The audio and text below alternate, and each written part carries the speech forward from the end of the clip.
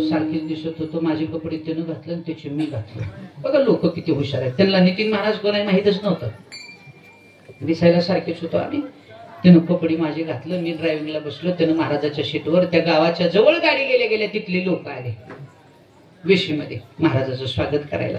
महार फुलं सगळं घेऊन स्वागत केलं. आता माणसं कुठे गेले असतील, जिकडं महाराजाचं शीट आहे तिकडं गेले. जे हरी बुवा जे हरी, ही बी चांगलं तैट बसलो होता. नवीन नवीन वारकरी झाल्यावर, नवीन नवीन महाराज झाल्यावर ठाण वेगळाच असतो. माळ मध्ये ठेवत नाही असतो, बाहेर असते अशी. त्यानं माळ बाहेर काढून असतो. सगळे पाया पडायचे, गरम पाण्यानं पाय धुतले, मस्त स्वच्छ टावेलानं पाय पुसले, गुलाबाची फुलं पायावर टाकली, गळ्यात गुलाबाचा फुलाचा हार घातला आणि अशी आरती अशी ओवाळली. आणि प्रत्येक जण यायचं दर्शन घ्यायचं. त्यानं एकच पाठ केलं, असू दे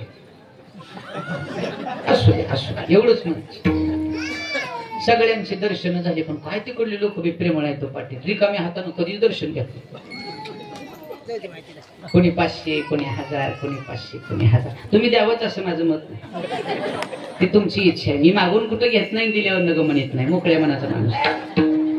पाया पडायचे, 500 द्यायचे, कोणी 1000 द्यायचं. मी नुसतं त्याच्याकडे बघायचं, देवा का दुर्बुद्धी सुचली असं. त्यानं घ्यायचं असू दे म्हणून ठेवायचे पिशवी, दोन्ही पिशवी भरले बघायचे. सगळं झालं तेवढ्यात एक जण माझ्याकडे आला, जय हरी जय हरी, गाडी कवा पुसतोस का नाही. आता सोंगच घेतलं होतं ना ड्रायव्हरचं. मी म्हणलं नाही हो, गडबडीत निघायला उशीर झाला म्हणून जरा गडबडीत निघालो, त्याच्यामुळे राहिले. मग राहिले म्हणून जमत असते का, रात्रीचा प्रवास असते, असं करायचं नाही. उतर, तेवढ्या हौदाला पाणी आहे, पुसण्यापेक्षा घेऊ जे हो की. गेलो, उतरून बसलो गाडीवर, पायावर पाय टाकून. मी मस्त कपडा घेतला, बकेट घेतलं, गाडी धुवून काढली. आता सोंग घेतले म्हणल्यावर निभावं लागतंय. स्वच्छ धुतली गाडी, स्वच्छ धुतल्यावर गाडी कडेला लावली, तवर ह्याला गिलास दूध आलं. आता चहा पिल का ती, दूध पिलं गिलासभर, मस्त पैकी बसलं, गप्पा छप्पा सगळ्या आणल्या. तिथले लोक म्हणले, महाराज कधीपासून आहे तुमचा परम. आमच्या आजा पंजाबपासून. आता कपडे घातले माझे, बसलो जाऊन. मी गेलो सवयीप्रमाणे गाडी, महाराजाच्या गाडीवर बसायचं नाही, खाली बसलो. बसलो कडेला मांडी घालून. आम्हाला प्लास्टिकच्या गिलासात चहा आला, चहा पिलो. जेवणाची तयारी झाली. महाराजाला ताट पाट रांगोळ, आम्हाला पत्रवाडी, त्याच्यावर दुरण भातावर ठेवला. बदलून सुद्धा दिलं नाही, ठेवा भातावर म्हणलं कामाला. जेवण झालं बघा, मस्त त्याचं जेवण झालं, आमचं जेवण झालं. आता ह्याला सगळं गोड वाटलं होतं. कुठवर पैसे दाबायला, दूध हाणायला, कुचकून खायला गोड वाटलं होतं. तवर चोपदार आलं. महाराज मग रुपावळी सुरू करायला काय अडचण. मी म्हणलं चटकन करा, सकाळी महाराजाला काल्यास कीर्तन. मी म्हणत म्हणत उठलो, ह्याला घामच आला. आता कुठं जमतो, सगळं जमलंय पण आता हे सोपं आहे का होय. मग ते म्हणलं महाराज आता कसं. मी म्हणलं जसं असेल तसं. तुला पैसे घेताना गोड वाटले तिथे, आणि आता काय झालं. नाही म्हणलं महाराज काहीतरी करा. मी म्हणलं दक्षिणेचं निम काय असलं तर बघू.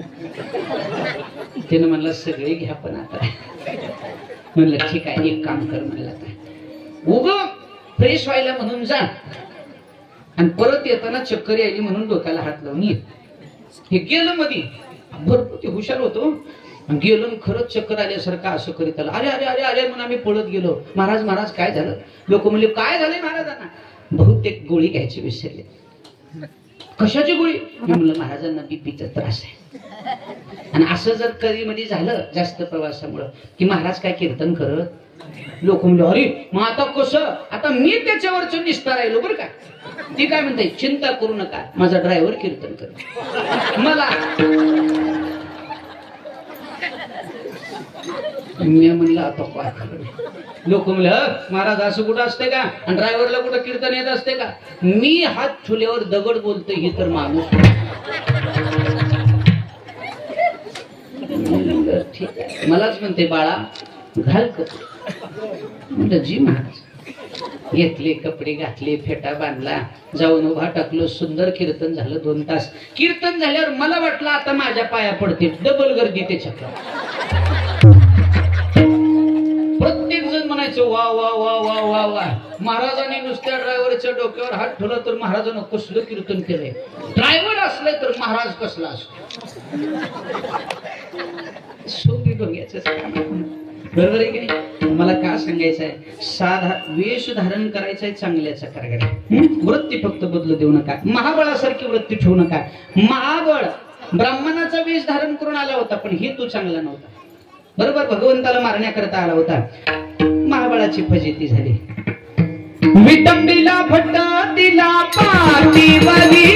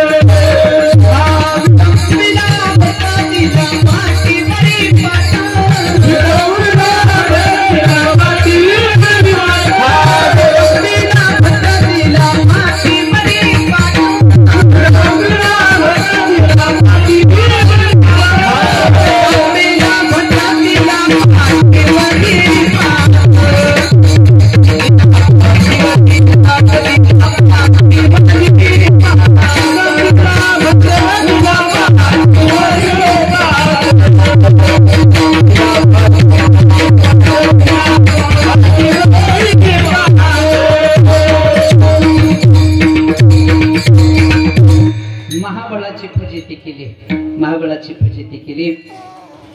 पुतणीचा उद्धार केला. दोन्ही संकट आलेली दूर झाली. पुन्हा भगवान परमात्मा गोकुळामध्ये रांगू लागला. रांगता रांगता भगवंतानं चोऱ्या केल्या, खोड्या केल्या. यशोदा मैयानं उखळाला बांधलं. भगवंताने उखळ ओढलं. विमल अर्जुनाचा उद्धार केला. शकटासुराचा नाश केला. तृणावताला मारलं. हळूहळू देव मोठा झाला आणि भगवान परमात्मा आपल्या सवंगड्यासोबत मित्रांसोबत गोकुळामध्ये चोरी करू लागला. भगवंतानं चोरी केली बाबा. दही दुधाची चोरी ही निमित्त मात्र केली. वास्तविक माझ्या भगवान कृष्ण परमात्म्याने भक्ताच्या चित्ताची चोरी केली. चित्त चोरी येली नंदाच्या अंगणे, तुका म्हणे इने गरुड ध्वजे. भगवान परमात्म्यानं चित्ताची चोरी केली. हरिने माझे हरिले चित्त, भार वित्त विसरले. चित्त चोरलं भगवंतानी. कुणाच्याही घरी देव जात नव्हता चोरी करायला. देव कुणाच्याही घरी जाईल का बरं. घर पाहुणी एकांताचे, नवविधा नवनीतांचे. ज्याच्या अंतकरणातले सगळे विकार दूर झाले, काम क्रोध मद मत्सर दंभ अहंकार भुली भ्रांती आशा आकांक्षा तृष्णा वासना कल्पना आदी करून सर्व विकारापासून जो मुक्त झाला, विकार रहित झाला, त्याच्याच अंतकरणामध्ये भगवान परमात्मा जायचा. त्याच्याच हृदयामध्ये भगवान परमात्मा जायचा. बरोबर आहे की नाही. तुका म्हणे चित्त करा रे निर्मळ. म्हणून तर तुकाराम महाराज म्हणतात चित्त निर्मळ करा.